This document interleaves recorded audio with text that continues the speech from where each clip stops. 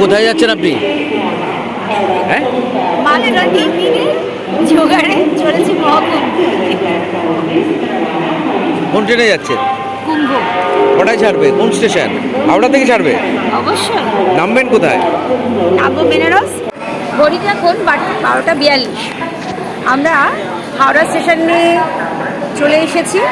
আর আজকে আমাদের এবারের গন্তব্য 144 বছরের মহাকুম্ভ যাত্রা। আমরা ধরছি কুম্ভ এক্সপ্রেস, যার টিকিট আমাদের রয়েছে হরিদ্বার পর্যন্ত কাটা, কিন্তু আমরা যাবো হচ্ছে বেনারস। তো আমাদের যাত্রা শুরু হবে এইদিকে।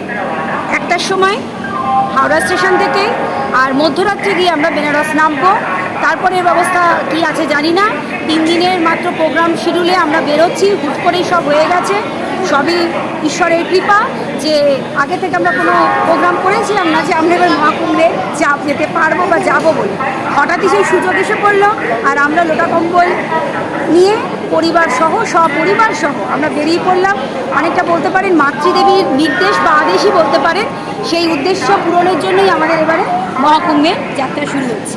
আর মাদে তো বাজে জাস্ট 10-15 সময় বাজে। আমরা এখন বেনারস নামলাম না? ঠান্ডা তো ভালোই আছে। ট্রেনটা ঘন্টাখানিক লেট ছিল, আমরা বেনারস এসে নামলাম। এটাতে ছিলাম আমরা 1 2 3 2 7। 1 নম্বর স্টেশনের এই এক্সিকিউটিভ লাউঞ্জে ওয়েট করছি। এখানে 2 ঘন্টায় আমাদের 4 জনা নিল 600 টাকা। আর এখানকার তার সাথে কমপ্লিমেন্টারি চা এবং স্ন্যাক্স আছে। ওয়েট করছি কারণ অনেকটা অ্যাডভান্স পৌঁছে গেছি। সো এখন আমরা অনেকটা সময় ওয়েট করব, 2 ঘন্টার জন্য লাউঞ্জে আমরা বসে আছি। তো এই ফুলি, একটু চা কফি খেয়ে নিই নাকি? 3:30তে আমরা 3টের সময় এসে পৌঁছলাম বেনারস স্টেশনে। এটা বেনারস স্টেশনের আউটসাইড, এখান থেকে সমস্ত অটোই পেয়ে যাবেন। এটা হচ্ছে বেনারস স্টেশন অটো স্ট্যান্ড, একদম সামনেই। 1 নম্বর গেট দিয়ে বেরিয়েই বেনারস স্টেশনটা, এখান থেকে সমস্ত অটোগুলো আপনারা পেয়ে যাবেন। ব্যবস্থাপনা বেশ ভালো। ভোর 3:31 বাজে, কুয়াশা প্রচণ্ড আছে। আমরা এরপর চলে যাব আমাদের কাশী বিশ্বনাথ মন্দিরের খুব পাশেই একটা আশ্রমে বলা আছে, আশ্রমে চলে যাব। এত সকালে যাব না, কারণ এত সকালবেলা তো খুলবে না। তো আমরা এখন আউটসাইড টেম্পারেচার 12 ডিগ্রি দেখাচ্ছে। তো শীত বা ঠান্ডা খারাপ হবে না। ঢুকছি প্রায় 5-7 কিলোমিটার আগে আমাদের গাড়ি দাঁড় করে দিয়েছে। আমরা বেনারস থেকে এলাম, এখন বিভিন্ন মোড়ে মোড়ে কথা হচ্ছে গাড়ি যাবে কি না। যাবে, বাট নেক্সট মোড়ে ছেড়ে দিচ্ছে। প্রত্যেকেই নেক্সট মোড়ে ছাড়ছে। দেখা যাক কি হয়। জ্যাম প্রচুর লেগে রয়েছে। অবশেষে 4টে-5টা মোড় ক্রস করে এসে একটা টোটো কথা হলো 50 টাকা করে, ওরা আমাদের ঘাট অবধি ছেড়ে দেবে, একদম ঘাট। তো এর আগের টোটো বা অটো আমাদেরকে বলেছিল যে 200 বা 250 মিটার আগে নামাবে, সে কথা খিলাপি করেছে। বাট এখন আমরা আবার টোটোতে আছি, দেখা যাক কোন অবধি নিয়ে যায়। বাট সবাই নিয়ে গিয়ে যাবে বলছে, বাট নিয়ে গিয়ে ছাড়ছে অনেকটাই আগে।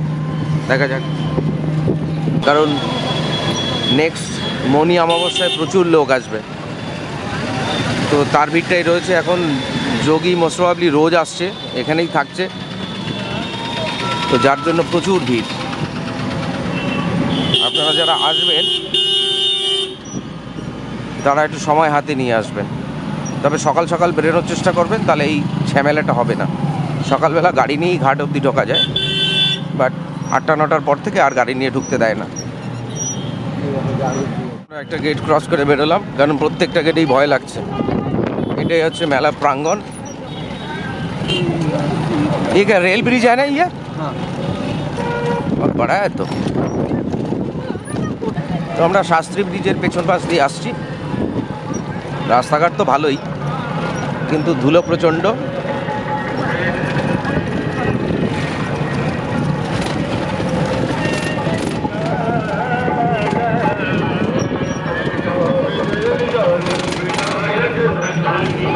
শ্রাবণী অমাবস্যার দিন কত লোক হবে কে জানে, আজকে তো প্রচুর লোক। যারা ব্যক্তিগত গাড়ি নিয়ে আসবেন তাদের গাড়িগুলো কিন্তু 8-10 কিলোমিটার আগেই দাঁড় করিয়ে দেবো, এবং এই জেলার যে নাম্বারের গাড়িগুলো আছে সেই গাড়িগুলোকেই শুধু মেলার ভেতরে এন্ট্রি দেয়। তো যারা গাড়ি নিয়ে আসবেন তারা একটু ভাবনা চিন্তা করেই নিয়ে আসবেন। আমরা বেনারস থেকে প্রয়াগে এসেছিলাম, সেখান থেকে ছোট গাড়ি ভাড়া নিয়েছিল 4 জনের 3,500 টাকা, এবং আরেকটা বড় গাড়ি আর্টিকা ভাড়া নিয়েছিল 4,000 টাকা। বেনারস থেকে কুম্ভের দূরত্ব 120 কিলোমিটার মতো, সময় লাগে 2 থেকে 2.5 ঘন্টা। শেষের টোটোটা আমাদেরকে একদম মেলার গেটে নামিয়ে দিল, এখান থেকে আমরা মেলায় প্রবেশ করছি। এটাও একটা ছোটখাটো পিপে পুল।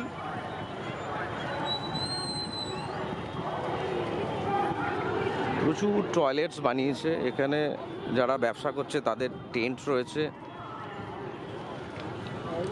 একটা পিপে পুল।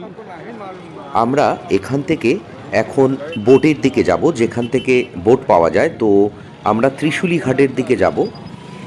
ত্রিশুলি ঘাট থেকে বোট পাওয়া যায়, এবং ঠিক তার উল্টো পাশে ক্লাব বোট বলে একটা জায়গা আছে, সেখান থেকে সব থেকে ভালো পাওয়া যায়। প্রতি ব্যক্তি বোটের ভাড়া 400 থেকে 500 টাকা সরকারি নিয়ম অনুযায়ী, কিন্তু এখন যেহেতু প্রচুর লোক তাই একটু দামাদামি করে নেবেন, ওরা 10 থেকে 15,000 টাকাও চেয়ে বসে। আমরা মোটামুটি দামাদামি করে 10,000 টাকায় নামিয়েছিলাম, এবং প্রচুর লোক আছে যারা গঙ্গা অথবা যমুনায় স্নান করে চলে আসছেন, কিন্তু যারা ত্রিবেণী সঙ্গমে স্নান করতে চান তারা অবশ্যই বোট করে নেবেন। সমুদ্র মন্থনের ছবিটা রয়েছে ওখানে। যারা প্রয়াগরাজের টিকিট পাচ্ছেন না ট্রেনের, তারা দীনদয়াল উপাধ্যায় অথবা বেনারস হয়েও আসতে পারেন, এবং সাথে একদিন বেনারসটাও ভ্রমণ করে দেখতে পারেন। তবে আমি বেনারস থেকে বলবো সরকারি বাসেই কুম্ভে যাওয়া সব থেকে ভালো, ভাড়া মাত্র 200 টাকা, এবং অন্য বাসে যেতে চাইলে বেসরকারি বাসে, আমি তার লিঙ্কটাও আপনাদেরকে এখানে দিয়ে দিচ্ছি। যেদিকেই চোখ যাবে এইরকম আখাড়া পেয়ে যাবেন, প্রচুর আখাড়া।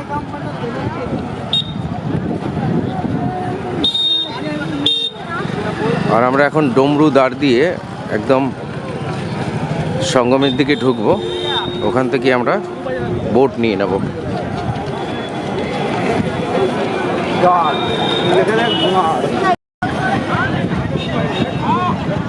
এরকম উটের ব্যবস্থাও আছে এখানে।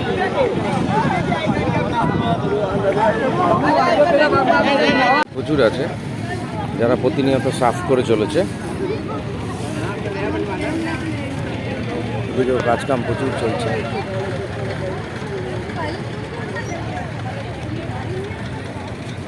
এখন আছি ত্রিশুল ঘাট, এটা মোস্ট প্রবাবলি 1 নম্বর ঘাট। কুম্ভের মেন ঘাট সম্ভবত এটাই।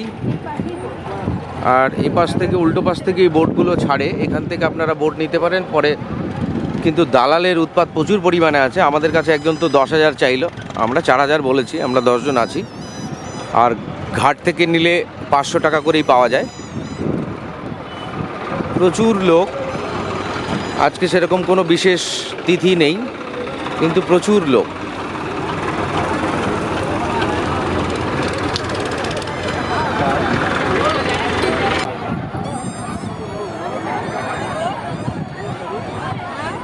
এটাই হচ্ছে মেলাঘাট, এখান থেকেই বোটগুলো পাওয়া যায়। মেয়েদের এখানে এসে চেঞ্জ ফেঞ্জ করে আমরা তারপর এখান থেকে বেরো। হর হর মহাদেব। এইটাই হচ্ছে ঘাট, ওইটাই হচ্ছে ত্রিবেণী সঙ্গম, ওখানে গিয়ে স্নান হবে। আছে, প্রচুর আছে, এখানেও প্রচুর লোক স্নান করছে।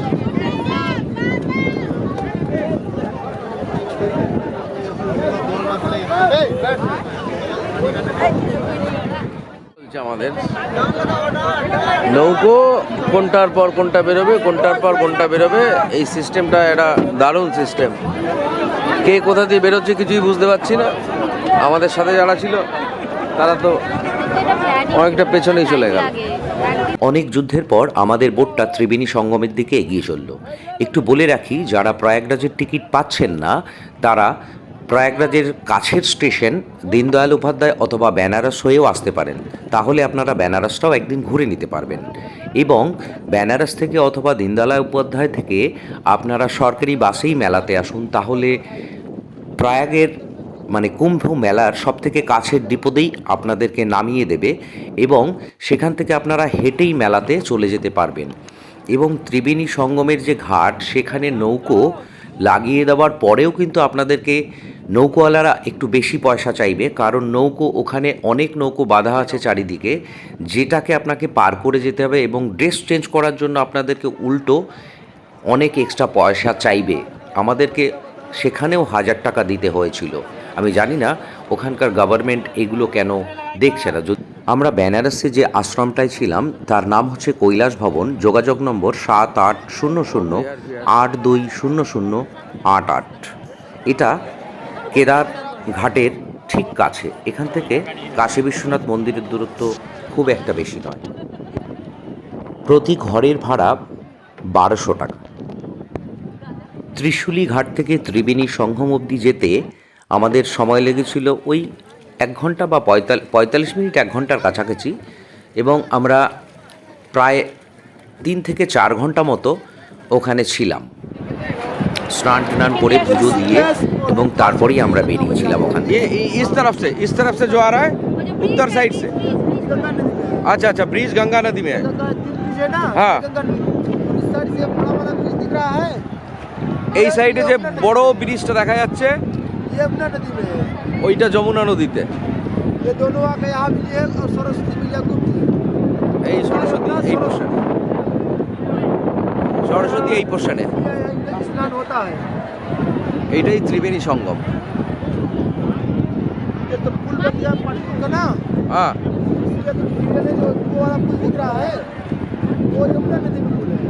वो वाला যমুনা নদী में है, এইটা গঙ্গা নদীতে আছে। আর এর মিডিল পোর্শনগুলোই হচ্ছে সরস্বতী অন্দরবাণী গুপ্ত।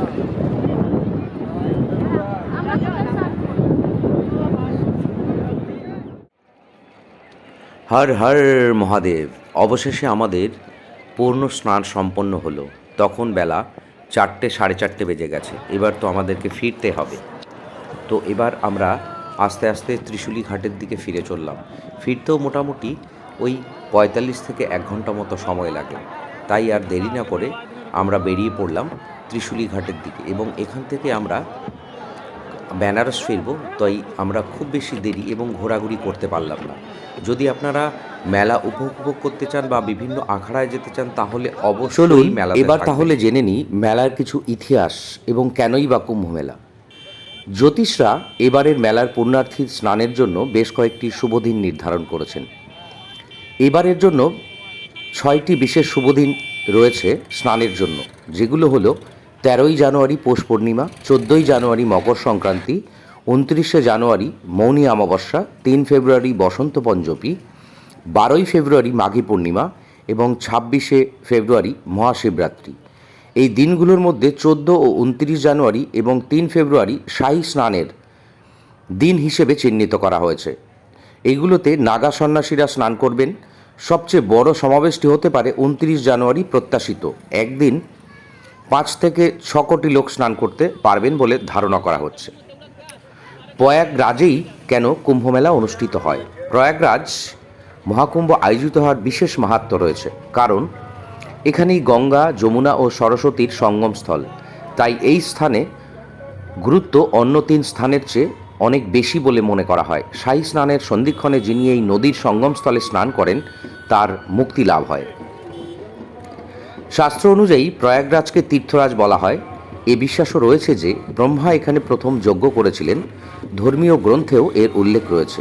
শুধু তাই নয়, পৌরাণিক কাহিনী অনুযায়ী 12 দিনও অমৃত পাওয়ার জন্য দেবতা ও অসুরদের মধ্যে প্রচণ্ড যুদ্ধ হয়েছিল। 12 দিন একজন মানুষের কাছে 12 বছরের সমান। তাই প্রতি 12 বছর অন্তর একবার মহাকুম্ভের আয়োজন হয়। সমুদ্র মন্থনের কথা শিবপুরাণ, মৎস্যপুরাণ, পদ্মপুরাণ, ভবিষ্যপুরাণ সহ প্রায় সব পুরাণেই উল্লেখ আছে। সমুদ্রের মন্থনের সময় অমৃত কলস উঠে আসে। অমৃতের অধিকার নিয়ে দেবতা ও অসুরদের মধ্যে সংঘাত বাধে। অসুররা অমৃত কলস দখল করলে বিষ্ণু মোহিনী রূপ নিয়ে অসুরদের ভুলিয়ে কলস ফিরিয়ে আনেন। অমৃতের অধিকার নিয়ে সংঘাত তীব্র হলে দেবরাজ ইন্দ্রের ছেলে জয়ন্তর হাতে কলস তুলে দেন বিষ্ণু। জয়ন্ত কাকের রূপ নিয়ে কলস ঠোঁটে করে উড়ে যান। সেই সময় কয়েক ফোঁটা অমৃত 4 জায়গায় ছলকে পড়ে। এই 4টি স্থান হলো প্রয়াগ, উজ্জয়িনী, হরিদ্বার ও নাসিক। যেখানে যেখানে অমৃতের ফোঁটা পড়েছিল সেখানে কুম্ভমেলা আয়োজিত হয়। পুরাণ অনুসারে জয়ন্ত কাকের রূপে অমৃত ঠোঁটে নিয়ে উড়ে যাওয়ার সময় তার মুখ কিছুটা অমৃত লেগে যায়। সেই কারণে কাকেদের দীর্ঘ জীবন হয় এবং বলা হয় যে দুর্ঘটনা ছাড়া কাকের মৃত্যু হয় না। এছাড়া দুর্বাঘাসের ওপরে অমৃতের ফোঁটা পড়েছিল, তাই দুর্বাঘাস অত্যন্ত পবিত্র। সম্রাট হর্ষবর্ধনের আমলে যে কুম্ভমেলা আয়োজিত হতো তার প্রমাণ ইতিহাসবিদরা দিয়েছেন। প্রখ্যাত চীনা পর্যটক হিউয়েংসাং তার সফর সম্পর্কিত গ্রন্থে কুম্ভমেলার উল্লেখ করেছেন। হর্ষবর্ধন প্রতি 5 বছর অন্তর কুম্ভমেলার আয়োজন করতেন। সেখানে তিনি নিজের সর্বস্ব এমনকি পরনের কাপড়টুকু দান করে দিতেন। কোনো কোনো প্রাচীন শাস্ত্র অনুসারে কুম্ভ মেলায় প্রথম আয়োজিত হয়েছিল সত্যযুগে, তবে অনুমান করা হয় কুম্ভ মেলা 850 বছরের বেশি পুরনো। যদি আপনাদের এই ভিডিও কোনো কাজে লেগে থাকে তাহলে জার্নি উইথ মহাজন চ্যানেলটাকে সাবস্ক্রাইব করবেন, শেয়ার করবেন এবং কমেন্ট করতে ভুলবেন না। হর হর মহাদেব। আপনাদের যাত্রা শুভ হোক।